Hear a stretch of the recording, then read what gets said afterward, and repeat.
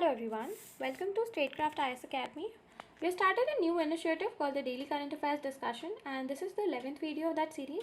The PDF of this video is available on the Statecraft Telegram channel, Statecraft website, as well as in the description box of this video.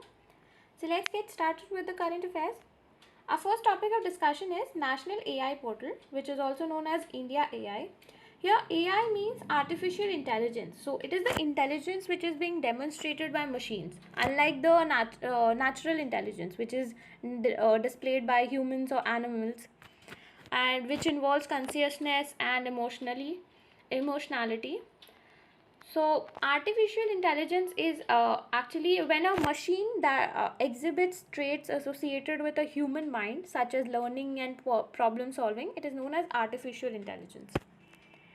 Next, this National AI Portal, it is a joint initiative of Ministry of Electronics and Information Technology, which is also known as METI, and National E-Governance Division and NASSCOM. So it serves as a central hub for AI related news, learnings, articles, events and activities in India and beyond. These AI techniques have now become very essential part of the technology industry and has helped solve many challenging problems related to science and computer. So from Apple Siri to self-driving cars, AI is progressing rapidly, and initiatives like this in the field of AI is required to give a cutting edge to India. Next, read more about what India has done, other initiatives related to artificial intelligence. And next topic of discussion is National Cadet Corps, which is also known as NCC. So it is a tri-services organization which comprises of Army, Navy and Air Force. It is engaged in grooming the youth into disciplined and patriotic citizens. So it is a voluntary organization which recruits cadets from high school, colleges, universities all over the India. And these cadets are given basic training, military training in small arms and parades.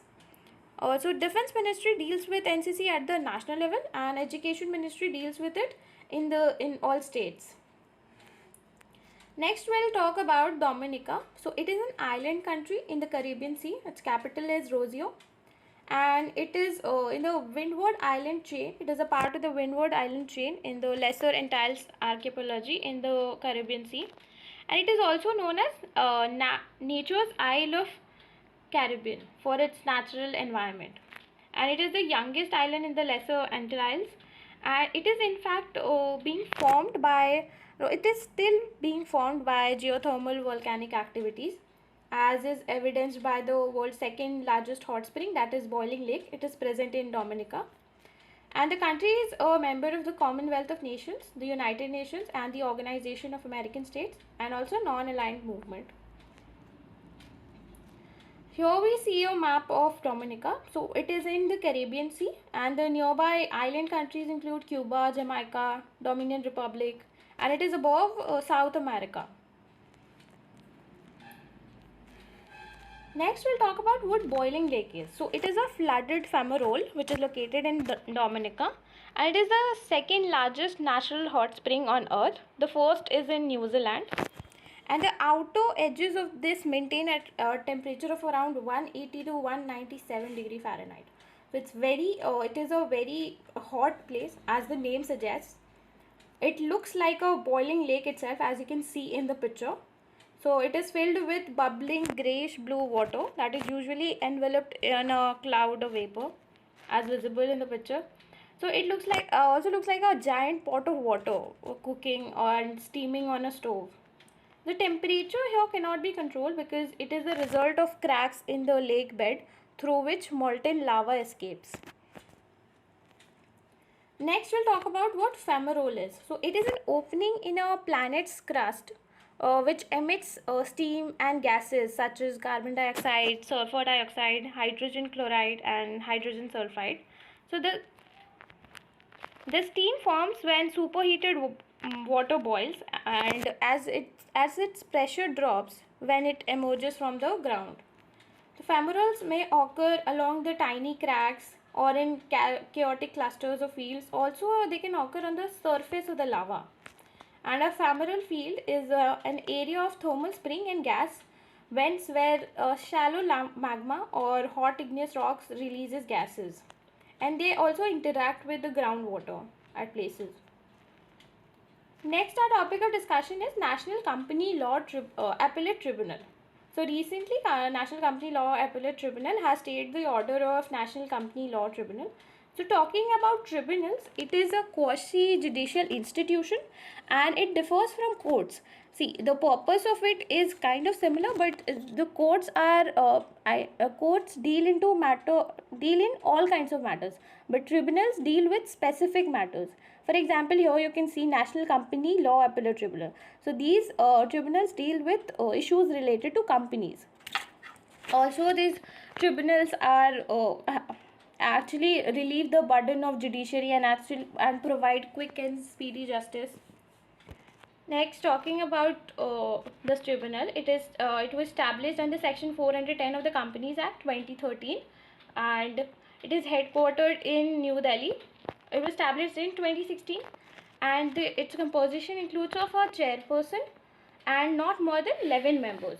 So the chairperson is supposed to be the judge of the Supreme Court or Chief Justice of the High Court, and the 11 members include judicial and technical members. The members are actually appointed on the recommendation of a selection committee, which includes a chairperson and 4 other members. The chairperson is supposed to be the Chief Justice of India or his nominee, and the members include a senior judge of the Supreme Court or Chief Justice of the High Court, secretary in the Ministry of Corporate Affairs, secretary in the Ministry of Law and Justice, secretary in the Department of Financial Services in the Ministry of Finance. Next, the tribunal is responsible for hearing appeals from the orders of National Company Law Tribunal. It is essential to note here, see, this tribunal is responsible for hearing appeals related to appeals from the orders of National Company Law Tribunal, Insolvency and Bankruptcy Board of India, which is also known as IBBI, and Competition Commission of India. Next, its decision may be appealed to the Supreme Court, and the members have a 5-year term, and they are also eligible for reappointment for an additional 5 years. Next, talking about National Company Law Tribunal, it is a quasi-judicial body in India adjudicating issues concerning companies. It was also formed in 2016, and it was formed on the basis of the recommendations given by Justice Ayadi Committee, and it was also this committee was related to the insolvency and winding up of companies in India. Next, we'll talk about National Mission on Use of Biogas. So recently, the Ministry of Power has decided to set up a national mission on use of biomass in coal-based thermal power plants. So it aims to address the issues of air pollution by farm stubble burning. Further, it also reduces the carbon footprints of thermal power generation. Talking about its implementation, so the mission would have first a steering committee, which would be headed by the Secretary of Power, which will comprise of all the stakeholders and representatives from Ministry of Petroleum and Natural Gas, Ministry of New and Renewable Energy. Then there will be a executive committee which will be headed by a member of the Thermal and Central Electricity Authority of India. The NTPC will play a larger role in providing logistic and infrastructure support in the proposed national mission.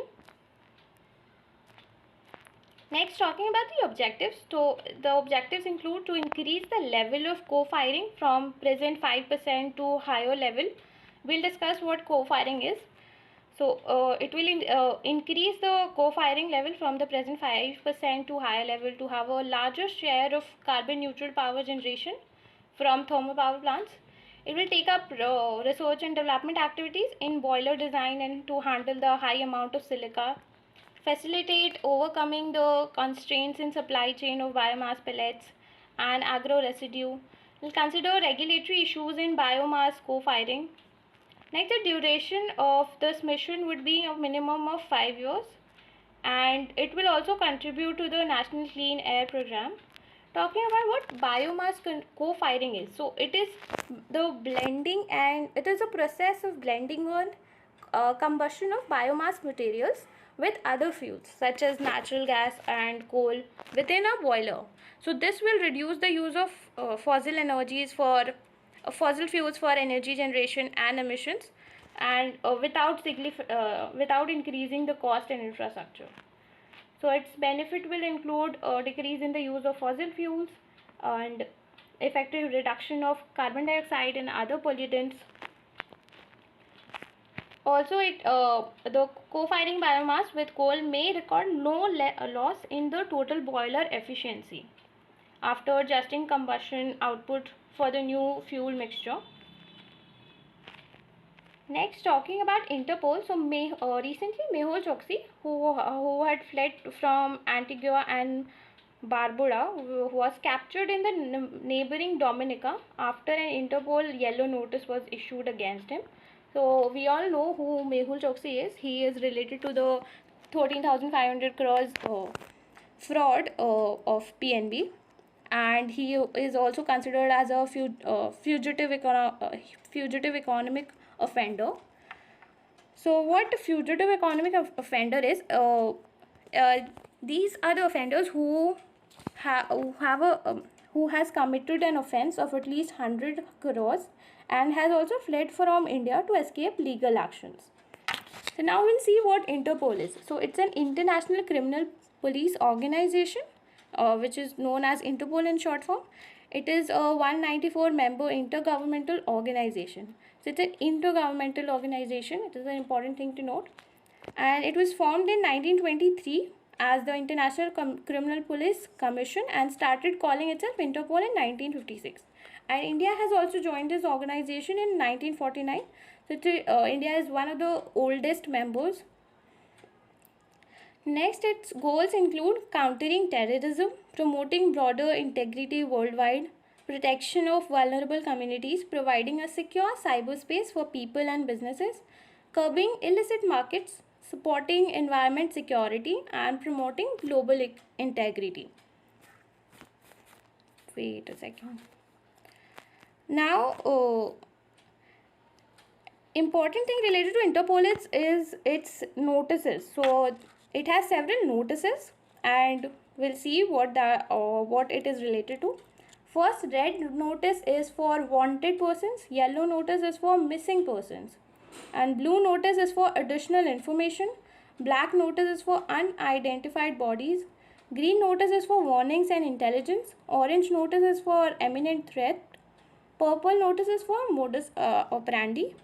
Next, there is an Interpol UN Security Council special notice, which is for groups and individuals who are subject to United Nations Security Council sanctions. So, Interpol has also provided expertise and capabilities to its member countries through these following programs. So, first is related to counterterrorism. It has assisted member countries to prevent and disrupt terrorist activities through identification of individuals and networks. Next is organized and emerging crimes. It has helped in targeting and disrupting international criminal networks, identifying, analyzing, and responding to criminal threats. Also in cybercrime. So making cyberspace safe for all the supporting member countries to prevent and investigate cyber attacks. Next, I also wanted to discuss that tribunals is a very important topic related to polity. So you must go through the articles related to it, and it is important to know that tribunal was included in the constitution by a 42nd Amendment Act, and its articles are 323A and 323B.